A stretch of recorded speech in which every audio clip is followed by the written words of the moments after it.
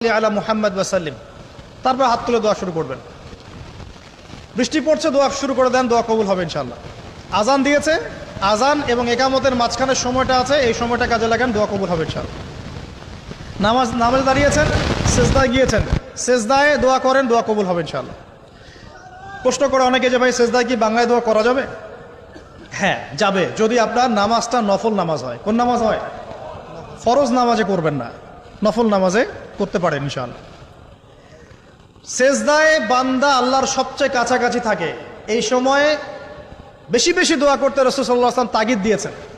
দোয়া করলে ডাইরেক্ট কবুল হবে ইনশাআল্লাহ। পিতা মাতার খেদমত করে দোয়া করেন, দোয়া কবুল হবে ইনশাআল্লাহ। এখন তো পিতা মাতার খেদমত মানুষ করতে চায় না। এটা সেই যুগ যে যুগে পিতা মাতার সাথে দাস দাসীর মতো আচরণ করা হয়। সন্তানরা ভুলে গেছো তোমরা যে তোমরা একদিন পিতামাতা হবা।